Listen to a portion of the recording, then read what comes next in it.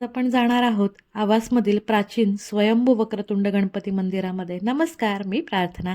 Naik with bike या चॅनलवर तुमचं स्वागत आहे. या पुरातन मंदिरात पाऊल टाकताच एक वेगळी शांतता अनुभवायला मिळते. या मंदिराचा इतिहास सुंदर आहे. येथील गणेशाची मूर्ती स्वयंभू आहे. ही पवित्र मूर्ती समुद्राजवळ असलेल्या केवड्याच्या बनात सापडली आणि त्या मूर्तीची स्थापना इथे करून मंदिर बांधण्यात आले.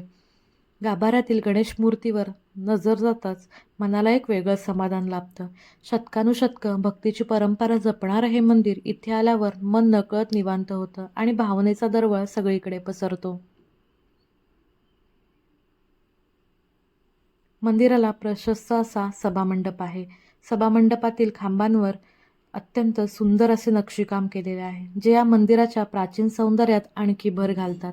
या गणेशाची सोंड ओंकाराप्रमाणे वळलेली आहे. मूर्तीचा डावा हात वक्षस्थळाकडे विसावलेला आहे. काही वर्षापूर्वी मूर्तीवर असलेले शेंदुराचे कवच निघून पडल्यावर या स्वयंभू मूर्तीची वास्तविक सुंदरता लक्षात आली. मंदिराच्या समोर गजगौरीचेही दर्शन होते. गजगौरीला समृद्धी आणि ऐश्वर्याचे प्रतीक मानले जाते, त्यामुळे दर्शन घेतल्यावर सकारात्मक ऊर्जा अनुभवायला मिळते. मंदिराच्या समोर असलेली पुष्करणी आणि उंच दीपस्तंभ मंदिराच्या सौंदर्यात भर घालतात. मंदिराच्या सभोवतालचे वातावरण अतिशय शांत आणि प्रसन्न आहे. तुम्ही कधी आवासला आलात तर या पवित्र मंदिराला नक्की भेट द्या आणि व्हिडिओ आवडला असेल तर लाईक, शेअर आणि सबस्क्राईब करायला विसरू नका. पुन्हा भेटू अशाच एका नवीन ठिकाणी आणि नवीन व्हिडिओमध्ये. तोपर्यंत बाय.